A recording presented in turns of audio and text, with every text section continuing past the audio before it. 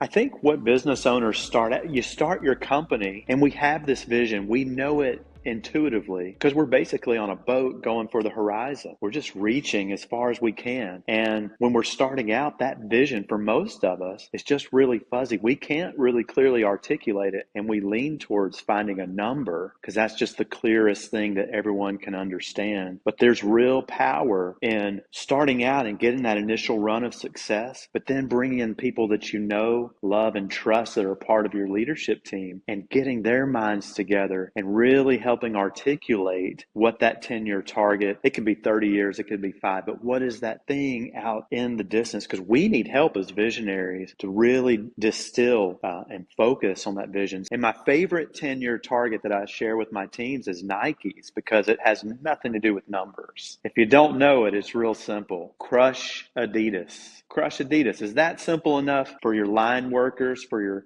mail clerk to understand when they show up every day, they want to be a part of and understand number one objective. Does this help me crush Adidas? That's pretty clear. No numbers involved. And so part of the EOS process, I'll tie this back to the model. When we look at the traction piece of the model, to execute towards that 10-year target, we're always looking in 90-day increments. And when we do that, we always take a look. It's like pulling up your drive to the beach. If that's our 10-year target, your phone, your map system is constantly updating for traffic, for missed wrong turns. So we're always checking our 10-year target every 90 days to make sure that's still our vision. So there's room to change your vision. There are times, if you have long enough, if you have 10 years, and you don't change it, you'll get to that vision.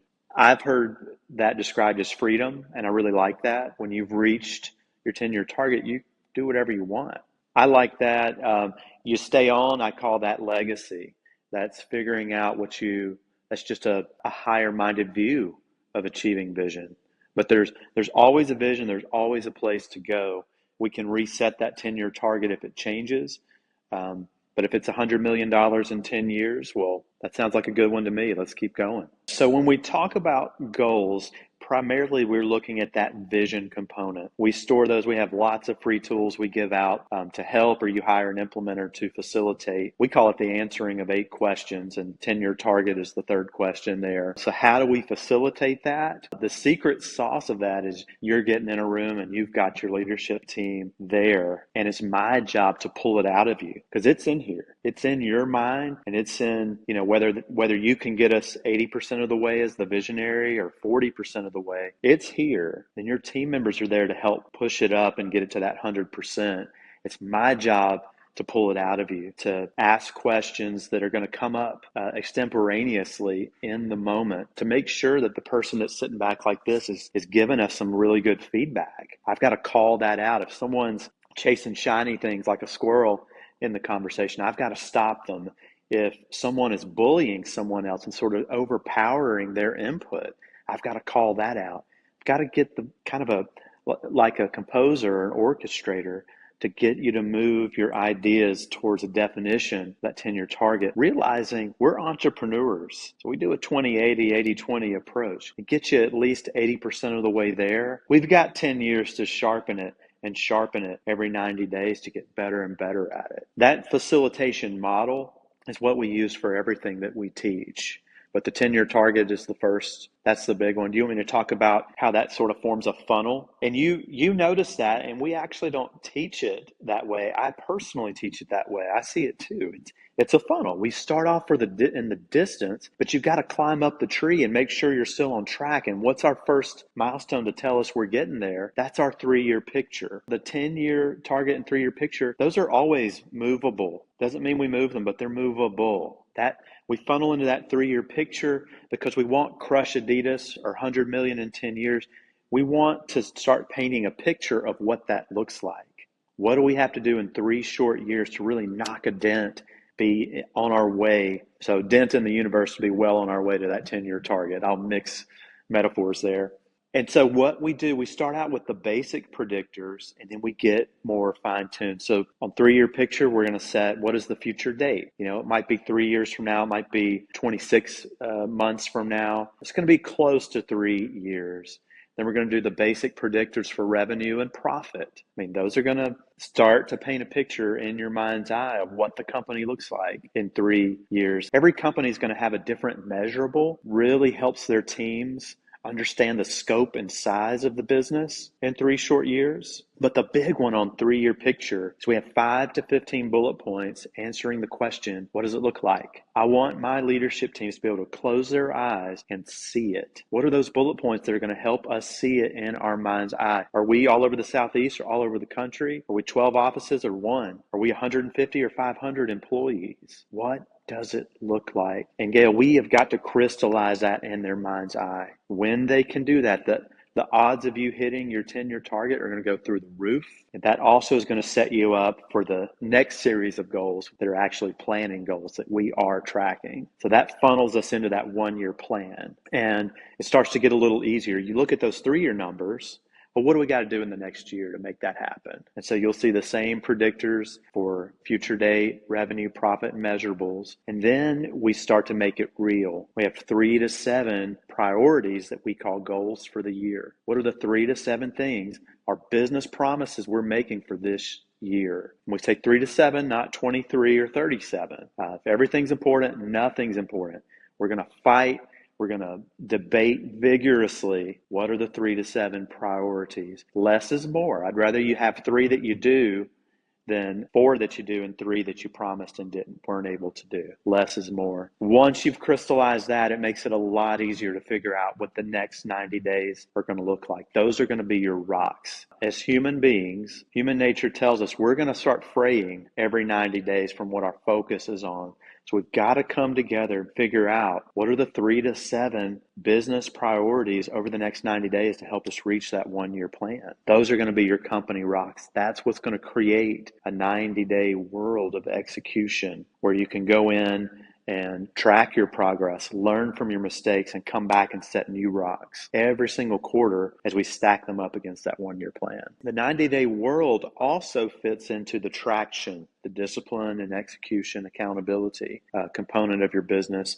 And we realize, 90 days is a lot of time. That's 1 day of hardcore action, 89 days or 86 days of no procrastination. And then we're coming back again at the end of 90 days and you're busting tail for 3 days. So what we do to fix that is we create a meeting pulse, and it looks like an EKG of activity. That meeting pulse is going to have your leadership team meeting once a week to make sure you're on track. And when I say a meeting pulse, man, we're taking meetings, we're making them things that people look forward to each week. Now, they're not easy. People that don't belong in your company, people that don't agree with your vision, that don't want to be a part of it, don't share your core values, it's going to scare the hell out of them. They're going to get out of here. People that want to be a part of it, they're going to show up every single week knowing that they're having to answer for the to-dos that came from the past meeting. They're going to be held accountable for their progress on all their 90-day rocks. They're getting updates. But it's not a shame exercise. It's not a blame exercise. Is your rock on track or off track? And you're going to say one or the other. If it's off,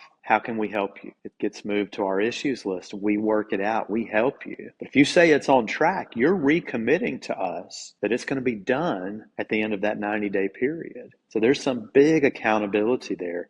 Now, for someone that's a true visionary like you are, like I am, well, the people component helps set us up there. We can't be left alone to our own devices. We can't focus on anything. So we have an integrator. The integrator is responsible for keeping the business on track, managing the major functions of the business as they ebb and flow. They are the minister of accountability. They keep us all on track. It's a beautiful thing. We paint a clear picture of what that seat, what that role really looks like. We help the team define what that seat would be accountable for. What are the 5 roles?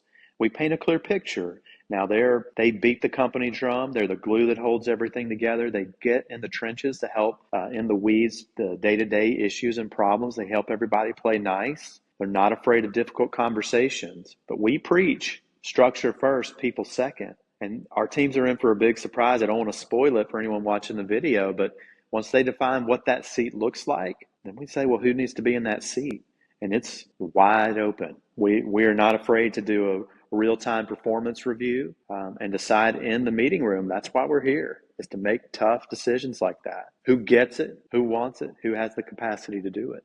Now, using the cheat code, you're going to see more operational, more CFO, accounting mind type people do it. They're going to run headfirst into confrontation. They like it. They don't have an issue with it. They're real into the discipline, accountability, boots on the ground type personality. So your estimation was in the right zone. If you don't know where you're going, any road will get you there. It creates infinite choices to make every day. And that seems to me, that seems like freedom, but it's not. The opposite is actually true, is why I say that things are tragic. Being accountable to a goal, having a fixed position is freedom. It is freedom. Now you know what it is that you have to do, but you chose to do it. You're free. You understand where it is that we're going, and you have the passion you're going to need to drive the commitment and the hard work it's going to take to actually get you there. But when those things aren't set, I mean, you're lucky if it's just you that has no guidance, that has no direction. But what happens when you have 10 employees, 40 employees, worked in a lot of companies? That vision isn't clear, and you can tell almost when you walk through the door. And you can also tell the difference in a company that really has that straight. It took me maybe 5, maybe 10 minutes to really have a clear example. You can get it from email responses, from talking to the whoever greets you right when you walk in. But there's that peril of not knowing where you're going. Stop there. What are we doing? Everyone has that question when they show up to work. What are we doing? Why am I here? And if you can't answer that question, I can answer it for you. I'm here to collect a paycheck. And they might be helping you make your monthly payments out. They might be paying a salary, even profits, but they're not going to help you get to somewhere worthy of the sacrifices you're making as an entrepreneurial business owner. So it's hard. It's scary to name that spot, to do that introspection of where it is you want to be 5, 10, 30 years from now. It scares me. If you want to get to that place that you haven't named, that's where you're going to start.